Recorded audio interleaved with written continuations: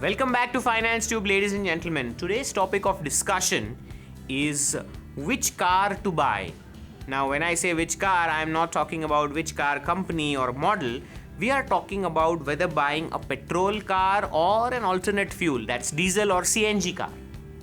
Now, having decided that you want to buy a car, this discussion or debate goes on forever, whether petrol or whether other fuels.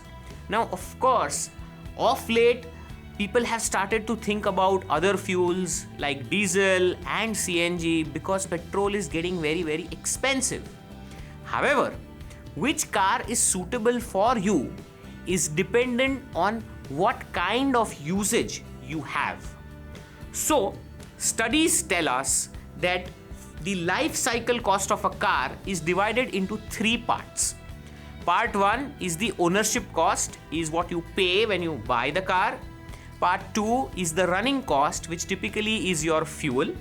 And part 3 is your maintenance cost.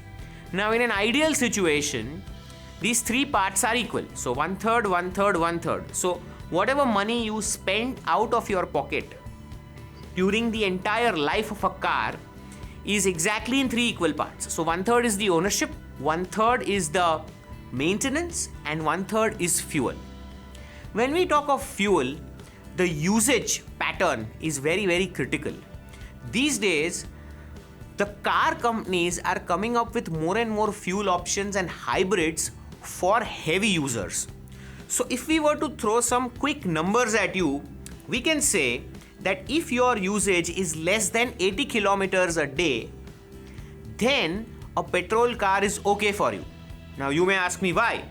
Simply because there is a difference in the price of a petrol car and a diesel car. So what happens is that if we compare the 1/3 ownership cost of a petrol car with a 1/3 ownership cost of a diesel car, we realize that diesel cars are expensive to buy and cheaper to run.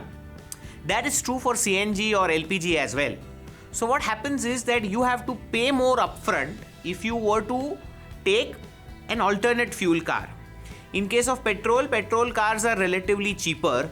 So if you compare the difference between the cost of a petrol and a diesel car, same model, what you will realize is that to recover the price differential depends on the amount of kilometers you drive each month.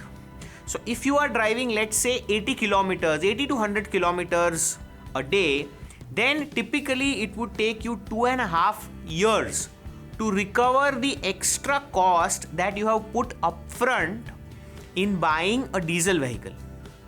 So it makes sense that if your running is low, you go for a petrol vehicle whereby you save money upfront and pay a little extra when every time you fuel up.